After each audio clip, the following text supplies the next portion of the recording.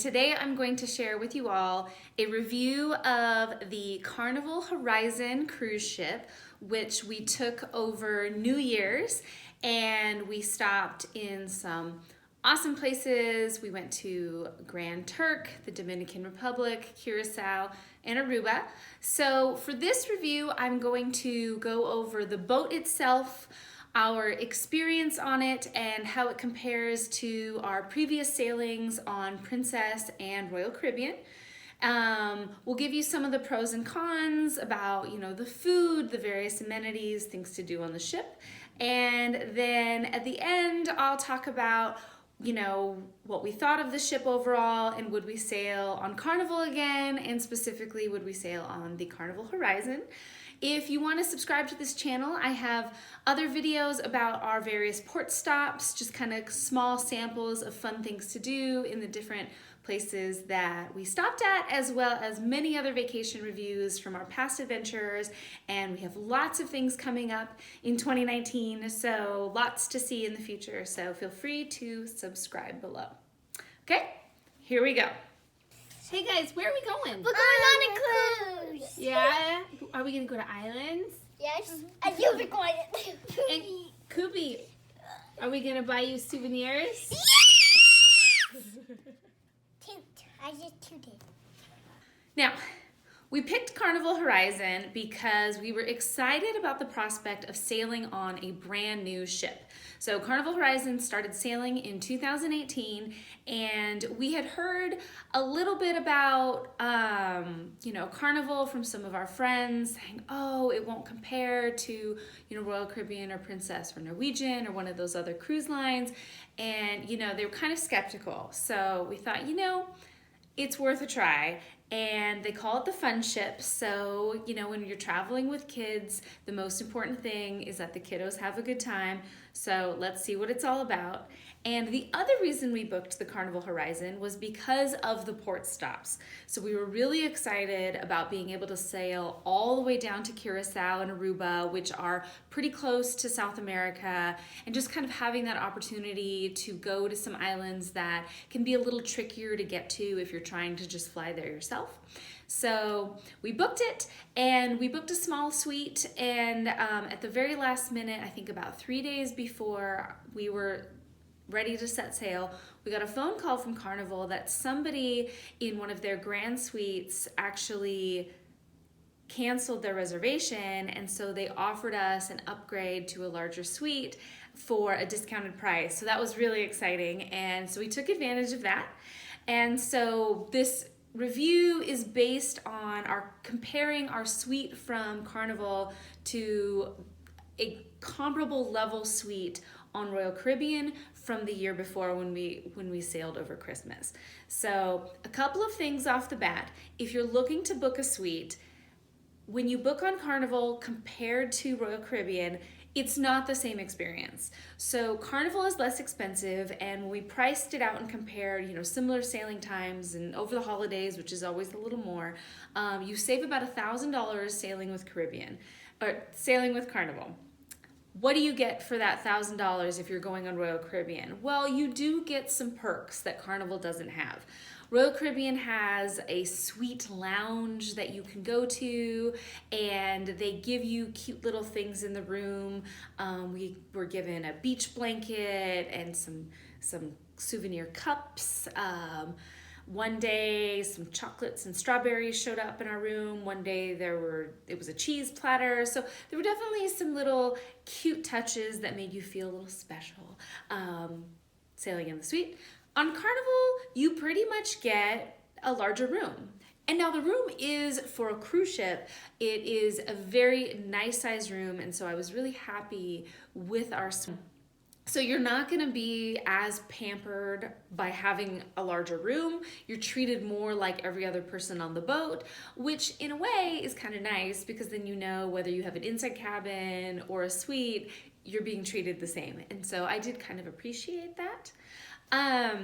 Now, when it comes to some of the other aspects of the ship, I found that I was really excited about being on a new ship, that things were very updated and very conscientious of the variety of ages of people who tend to sail on Carnival. So it tends to be a lot of families, and maybe, you know, folks in their 20s and stuff. But you also have, we saw a lot of really large families, kind of like a fun family reunion where there were 20 people who all had matching t-shirts. It was adorable. From grandparents down to little kids.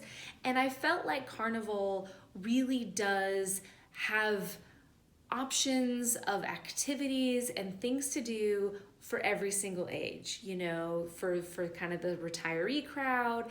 They've got bingo and fun, you know, activities like that during the day. They've got the really entertaining shows at night, which are great for everybody. They've got fun trivia, some of which is geared towards an older crowd, some of which is geared towards a younger crowd. There was one actually trivia day where it was based on the movie Mean Girls, which I love, but unfortunately didn't win. There were some folks who knew more about Mean Girls than I did.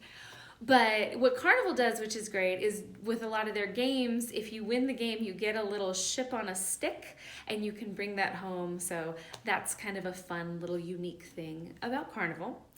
And we were sailing with our children. We like to vacation with our kids. And for those of you parents out there who are thinking, you know, how am I going to see the world with my little kids? Well, a cruise is a wonderful option for you, because when you're at your port stops, there are a variety of excursions that you can book either through the ship or not through the ship that are geared towards different ages. So we booked all of our excursions through the ship, and they give you guidelines about how old, you know, your kids should be to go on these various excursions. And so that was really nice. And the other great thing about going on a cruise is that you can also have some grown-up time, because the kids club is great. So on Carnival, it's called Camp Ocean. And for the younger kids, there are 3 different age levels of groups that you go in. And so the activities are geared towards age-appropriate things for little ones, you know, up to 11 years of age. And then after that, you've got your kind of tween crowd, and then they have a little hangout area for them.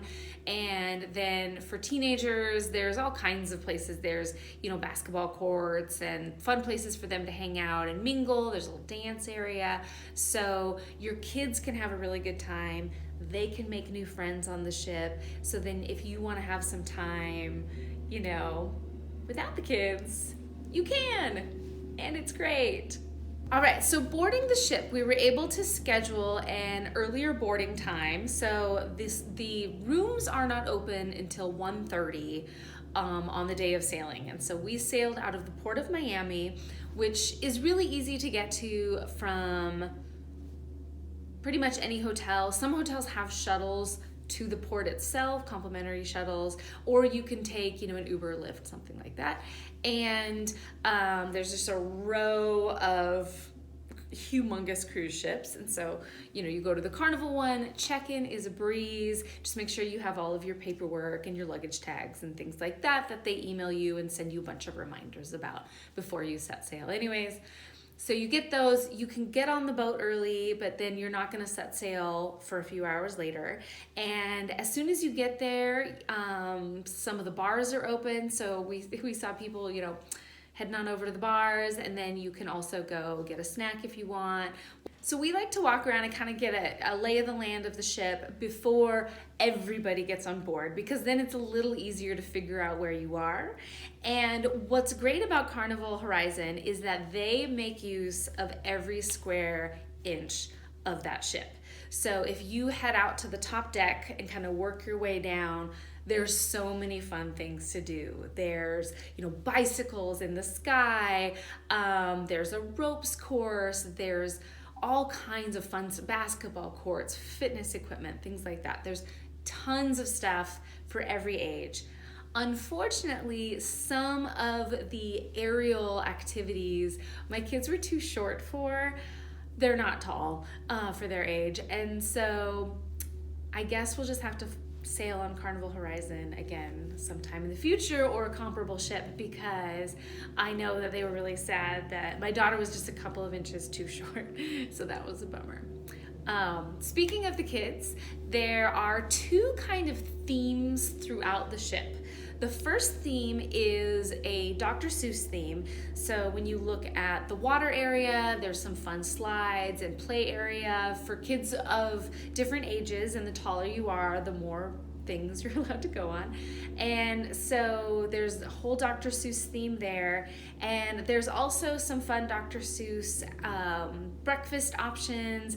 There's actually a theme breakfast, which is the best $5 I think I've ever spent on a cruise ship, was for the Dr. Seuss theme breakfast.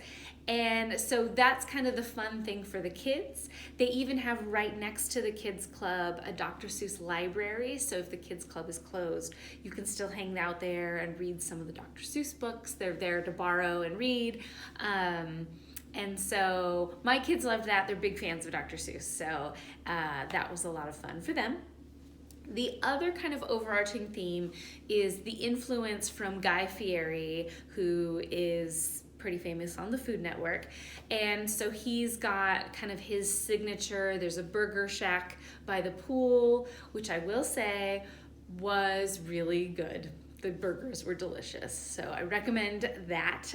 There is usually a line, and there's a line for a reason, because it's delicious. So definitely check that out. And then he also has a specialty restaurant that they usually have live music playing at, and it's a brewery on the ship. So we did pay a little extra to eat there one of the days.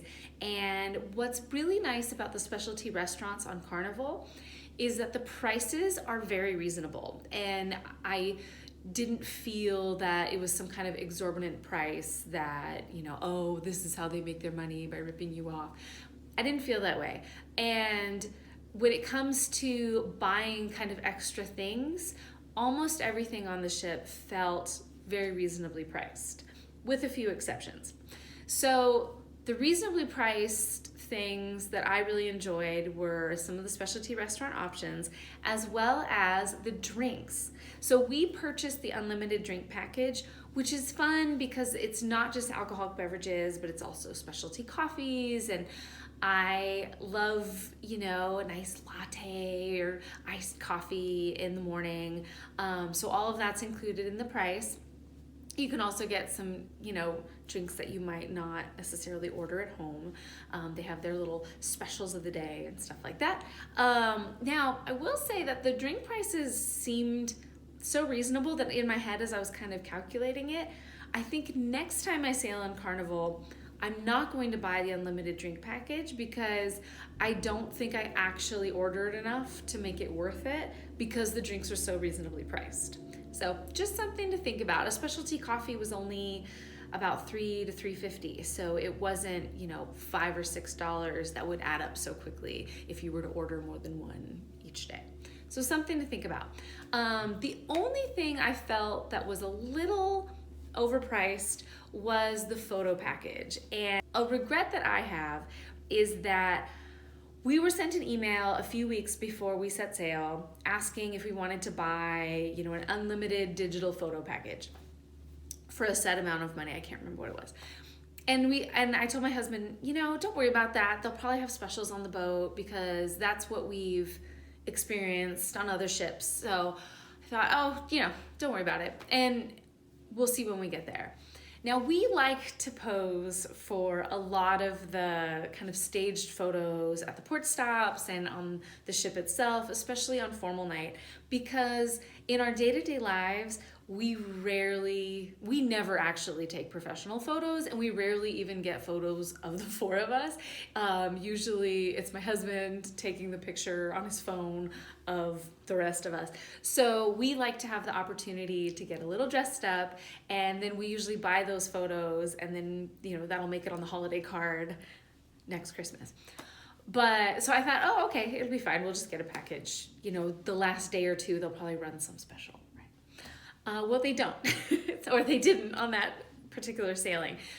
So we still ended up buying a lot of the photos, and we couldn't even buy an unlimited package. We had to still buy a certain amount, and So it kind of turned into this whole thing the last day we were on the ship. So that's just something to think about, that I felt that I wish I had just purchased the unlimited package via email before we set sail. The other thing I recommend is that when it comes to specialty dining, don't book one of the fancy, steakhouse places on the formal nights on the cruise ship. So depending on the length of your cruise, you'll have, 1, 2, or 3 formal nights. We had 2 on our particular sailing. It was a week-long cruise. And when you go to the general seated dining area on formal night, it's usually when they kind of pull out all the stops when it comes to your food options. So the general dining is actually really delicious every night. And, some nights you don't feel like it. You just want to go to the buffet. You're still in your swim stuff if you were at the beach all day in the sun. So sometimes it's not worth it. But if you do want to kind of get dressed and sit down, the general seated area, the food's delicious. And the food was comparable to Princess or Royal Caribbean. Now, on formal night, the food is even better. So you have, your steak options, a better cut. One night I got lobster tail and shrimp because why not? And what's so fun about a cruise is that if you don't like your food options, you can just order something else and it's all included. So unless, you're at the specialty restaurant. So if you go to the specialty dining, which is really delicious, do it on a non-formal night and just enjoy the regular dining on the formal night because it is a step above. It's really wonderful. So you will appreciate, your experience in the dining room. Now, when it comes to the food quality, it's just as good as any other ship. Food's great. You will never go hungry. Something that I noticed Carnival Horizon did that's a little different than some of the other ships we've been on is that they had more kind of small sections of food. So they had the burgers, they had 24-hour pizza, they had a burrito station, which was really great, where you could get, your tacos, burritos, burrito bowl if you want. And then they do have the traditional buffet, but it's a little bit smaller, kind of fewer options because they have these other sort of pockets of dining areas. So it didn't feel as cramped and crowded and as some of the other ships we'd been on in the past. So I really liked that. And hopefully this is the way that a lot of the newer ships are going, to kind of spread things out a little bit. Now, of course, your days at sea, it gets a little crowded here and there, and it can be harder to find a seat sometimes. But overall, we were able to, we never went hungry, and we were always able to find a seat within reason, whether we were at the buffet or the burger place or anywhere in between. So all of that dining options were great. I did also love that when the buffet was closed kind of midday, a little bit after lunchtime, which always seemed to be when we wanted to eat, they had this sandwich station that was open, and they made paninis. They had a menu, but then they would also kind of make whatever you wanted, and they had a couple cookies available for the kids. So that was a fun little place to go if you sort of miscalculated your lunchtime. And you can also go to the seated dining areas too. You don't always have to go to the buffet for breakfast. If you have a little more time in the morning, for example, at one of our port stops, we didn't get into the port till a little bit later in the morning. So we actually went downstairs and had a seated breakfast, and it was really cute because then they brought little Cat in the Hat hats for the kids to decorate and stuff.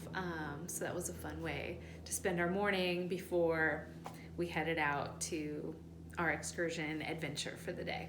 Some other things on the ship, just like other cruise lines, they have an extensive spa with pretty much every treatment option you could possibly imagine.